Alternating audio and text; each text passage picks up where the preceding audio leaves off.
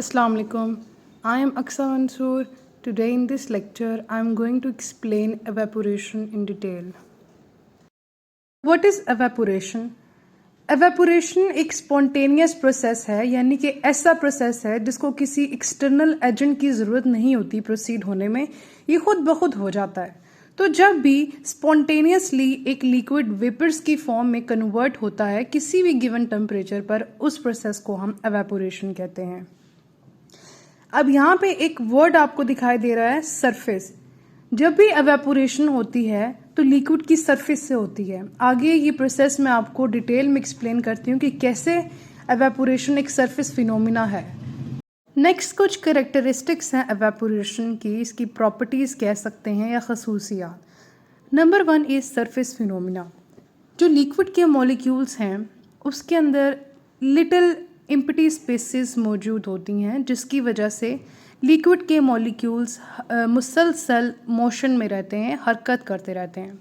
तो ये बात तय है कि जो लिक्विड के मॉलिक्यूल्स हैं वो मोशनलेस नहीं होते।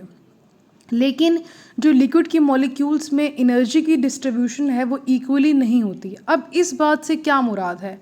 इससे मुराद ये है कि जो लिक्विड के मॉलिक्यूल्स हैं उसमें कुछ मॉलिक्यूल्स ऐसे होते हैं जो हाईली एनर्जाइज्ड होते हैं, कुछ ऐसे भी होते हैं जो मॉडरेटली एनर्जाइज होते हैं, और कुछ ऐसे भी होते हैं जिसमें बहुत कम अमाउंट ऑफ एनर्जी पाई जाती है। यानी कि एनर्जी जो है लिक्विड के मॉलिक्यूल्स में इक्वली डिस्ट्रीब्यूट नहीं हुई होती। इस वजह से कहीं पे लिक्विड की मॉलिक्यूल्स में लो काइनेटिक एनर्जी होती है और कहीं पे हाई काइनेटिक एनर्जी है। अब काइनेटिक एनर्जी से क्या मुराद है? काइनेटिक एनर्जी से मुराद है कि ऐसी एनर्जी जो मूवमेंट के थ्रू पैदा होती है, मूवमेंट की वजह से पैदा होती है। तो वो मॉलिक्यूल्स जिनके पास लो काइनेटिक एनर्जी होती है वो बहुत स्लोली मूव कर रहे होते हैं, और जिनके पास हाई काइनेटिक एनर्जी होती है वो काफ़ी फास्ट मूव कर रहे होते हैं।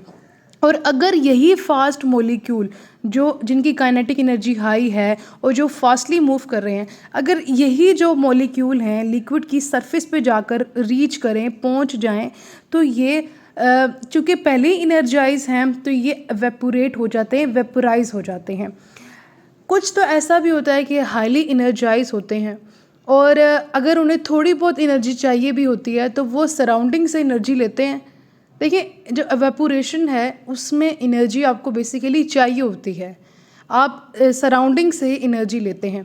तो जो लिक्विड के मॉलिक्यूल्स हैं जो हाईली एनर्जाइज होते हैं, काइनेटिक एनर्जी ज़्यादा होती है, वो लिक्विड की सरफेस पे रीच करते हैं। आफ्टर दैट वहाँ पर एवेपोरेट हो जाते हैं, वेपोराइज हो जाते हैं।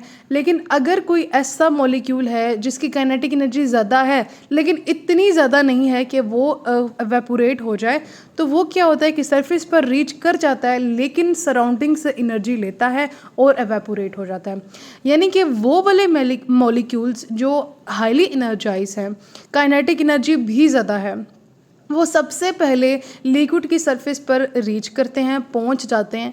आफ्टर दैट वो अपनी जो बल्क ऑफ लिक्विड है वहाँ से इस्केप कर जाते हैं, वहाँ से निकल जाते हैं, एवेपोरेट हो जाते हैं।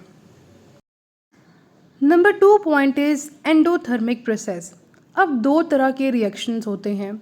एक ऐसे रिएक्शंस होते हैं जो एक्सोथर्मिक होते हैं, यानी जिसमें से हीट एनर्जी ने रिलीज़ होना होता है। कुछ ऐसे रिएक्शंस होते हैं जो एंडोथर्मिक होते हैं, जिसमें हीट एनर्जी गेन्ड होती है, एब्जॉर्ब होती है। तो एवेपोरेशन, जैसे मैंने आपको सरफेस फिनोमिना के पॉइंट में बताया कि लिक्विड के मॉलिक्यूल्स को एवेपोरेट होने के लिए एनर्जी चाहिए होती है, चाहे फिर वो सराउंडिंग से ले या खुद वो हाईली एनर्जाइज है। इसीलिए एवेपोरेशन एक एंडोथर्मिक प्रोसेस है कि ये सबसे पहले सराउंडिंग से हीट को एब्जॉर्ब करता है। आफ्टर दैट जब एब्जॉर्ब कर लेता है, हाईली एनर्जाइज हो जाता है, तो लिक्विड की बल्क को एस्केप करता जाता है, एवेपोरेट हो जाता है। Third is continuous at all temperature. अब जैसे मैंने डेफिनेशन में बताया था गिवन टेम्परेचर पे, इससे मुराद ये है कि एवेपोरेशन एक ऐसा प्रोसेस है जो किसी भी टेम्परेचर पर हो सकता है, चाहे टेम्परेचर कम हो या टेम्परेचर ज़्यादा हो। ऐसा ज़रूर हो सकता है कि अगर टेम्परेचर कम है तो एवेपोरेशन का रेट कम हो जाता है, अगर टेम्परेचर ज़्यादा है तो एवेपोरेशन का रेट ज़्यादा हो जाता है, लेकिन इसका मतलब हरगिज़ ये नहीं है कि एवेपोरेशन स्टॉप हो जाती है किसी एक स्पेसिफिक टेम्परेचर पर। नहीं, एवेपोरेशन हर टेम्परेचर पर कंटिन्यू रह सकती है। ये फैक्टर भी है जो एवेपोरेशन को अफेक्ट करता है, और आगे मैं इसको डिटेल में आपको एक्सप्लेन भी करती हूँ। Fourth one is cooling process. Evaporation cooling cause करता है, पर कैसे? इसकी रीज़न ये है कि जब हाई एनर्जी मॉलिक्यूल लिक्विड को इस्केप कर जाते हैं, लीव कर जाते हैं, और लो एनर्जी मॉलिक्यूल्स रह जाते हैं, तो टेम्परेचर लिक्विड का फॉल हो जाता है। क्योंकि वो मॉलिक्यूल्स जिसमें एनर्जी ज़्यादा थी, वो कौन सी एनर्जी? Kinetic energy. एनर्जी कोई भी हो, यहाँ पर बेशक काइनेटिक है तो एनर्जी। तो जब एक हाईली एनर्जाइज मॉलिक्यूल को आप किसी भी चीज़ से निकाल देंगे तो क्या होगा? ठंडक का एहसास होगा, क्योंकि टेम्परेचर फॉल हो जाएगा, गिर जाएगा। क्योंकि हाईली जो एनर्जाइज मॉलिक्यूल्स ऑफ लिक्विड होते हैं वो तो लिक्विड के बल्क को छोड़कर निकल जाते हैं, एवेपोरेट हो जाते हैं। अब लो एनर्जी मॉलिक्यूल्स क्या हैं? लिक्विड के अंदर रह गई हैं, इसलिए लिक्विड का जो टेम्परेचर है वो फॉल हो जाता है, और इवन कि जो सराउंडिंग है उसका टेम्परेचर भी फॉल कर जाता है, कि सराउंडिंग से हीट जो है वो मूव करके लिक्विड की तरफ बढ़ती है, तब सराउंडिंग का भी टेम्परेचर जो है वो फॉल हो जाता है। नेक्स्ट है factors affecting the rate of evaporation. काफ़ी सारे फैक्टर्स हैं, यहाँ पर हमने कुछ डिस्कस किए हुए हैं, जैसे nature of liquid, temperature and surface area of the liquid. अब सबसे पहले देख लेते हैं nature of liquid. Nature of liquid से क्या मुराद है कि किस तरह की फोर्सेस लिक्विड के मॉलिक्यूल्स में मौजूद हैं। तो ऐसे लिक्विड के मॉलिक्यूल्स जिनके इंटरमॉलिक्यूलर फोर्सेस वीक हैं वो फास्टली एवेपोरेट कर जाएंगे, रैपिडली एवेपोरेट कर जाएंगे, और ऐसे मॉलिक्यूल्स जिनकी इंटरमॉलिक्यूलर फोर्सेस स्ट्रॉन्ग होती हैं वो बहुत देर में एवेपोरेट करते हैं। इट मीन्स कि एवेपोरेशन यानी rate of evaporation is inversely proportional to the strength of intermolecular forces. अगर स्ट्रेंथ ज़्यादा होगी तो एवेपोरेट स्लो होंगे, अगर स्ट्रेंथ कम होगी तो एवेपोरेट वो ज़्यादा जल्दी हो जाएंगे। फॉर एग्ज़ाम्पल, जो डाईमिथाइल ईथर है वो जल्दी एवेपोरेट हो जाता है as compare two ethyl alcohol, क्योंकि डाईमिथाइल ईथर के अंदर जो इंटरमॉलिक्यूलर फोर्सेस हैं वो कम होती हैं, वो वीक होती हैं कंपैरेटिवली इथाइल अल्कोहल के। तो कोई भी लिक्विड जो जल्दी से एवेपोरेट हो जाता है, रेडिली एवेपोरेट हो जाता है, उसको हम कहते हैं कि वो ज़्यादा वॉलेटाइल है, और जो नहीं हो पाते हैं उसको हम कहते हैं कि ये नॉन वॉलेटाइल है। Number 2 is temperature. टेम्परेचर और रेट ऑफ एवेपोरेशन का डायरेक्ट रिलेशन है, यानी कि अगर टेम्परेचर बढ़ाएंगे तो एवेपोरेशन का रेट भी इंक्रीज़ करेगा, लेकिन अगर टेम्परेचर कम होगा तो एवेपोरेशन का रेट भी कम होगा। अब देखें, अगर ऐसा हो कि टेम्परेचर बढ़ जाए, टेम्परेचर जब बढ़ेगा तो रेट ऑफ एवेपोरेशन बढ़ेगी। इसकी वजह क्या है? इसकी वजह ये है कि जो लिक्विड के मॉलिक्यूल्स ज़्यादा फास्ट मूव करेंगे। क्यों ज़्यादा फास्ट मूव करेंगे? क्योंकि उनकी काइनेटिक एनर्जी बढ़ जाती है। जब लिक्विड के मॉलिक्यूल्स की काइनेटिक एनर्जी बढ़ जाती है, और वो कब बढ़ती है? जब टेम्परेचर बढ़ता है। जब टेम्परेचर बढ़ा, काइनेटिक एनर्जी बढ़ी, जिसकी वजह से लिक्विड के मॉलिक्यूल्स फास्टली मूव करेंगे। इसका मतलब क्या है? जल्दी से एनर्जाइज हो जाएंगे, सरफेस पे रीच कर जाएंगे और एवेपोरेट हो जाएंगे। तो इसलिए रेट ऑफ एवेपोरेशन का टेम्परेचर के साथ एक डायरेक्ट रिलेशन है। Next is surface area of the liquid. देखिए, जो सरफेस है, सरफेस ये बहुत इंपॉर्टेंट रोल प्ले करती है एवेपोरेशन में, इसीलिए हम कहते हैं कि evaporation is a surface phenomena. अब मैं सबसे पहले आपको एक मिसाल देती हूँ। एक कप है और एक देगची है। अब देखिए, सरफेस एरिया जो है वो एक देगची का ज़्यादा बड़ा है एज़ कम्पेयर टू एक कप। तो जब गरम गरम चाय को आप कप में डालें और उतनी अमाउंट की चाय आपने एक देगची के अंदर डालनी है, तो ज़्यादा जल्दी ठंडी कौन सी होगी? हमने क्या कहा था कि एवेपोरेशन एक कूलिंग प्रोसेस है, वो देगची वाली, क्योंकि उसका सरफेस एरिया ज़्यादा होगा, मॉलिक्यूल्स के पास ज़्यादा अपॉर्चुनिटी आ जाएगी कि वो लिक्विड की सरफेस को एस्केप कर जाएं। इसलिए हम ये कहते हैं कि एवेपोरेशन एक सरफेस फिनोमेना है। जितना बड़ा सरफेस एरिया होगा उतनी ज़्यादा जल्दी एवेपोरेशन होगी। इसलिए एवेपोरेशन जो है वो डायरेक्ट उसका रिलेशन है सरफेस एरिया के साथ। मीन्स जितना ज़्यादा सरफेस एरिया उतनी ज़्यादा रेट ऑफ एवेपोरेशन, जितना कम सरफेस एरिया उतना ही कम रेट ऑफ एवेपोरेशन होगा। नेक्स्ट एक टर्म हमारी बुक में लिखी हुई है हीट ऑफ एवेपोरेशन।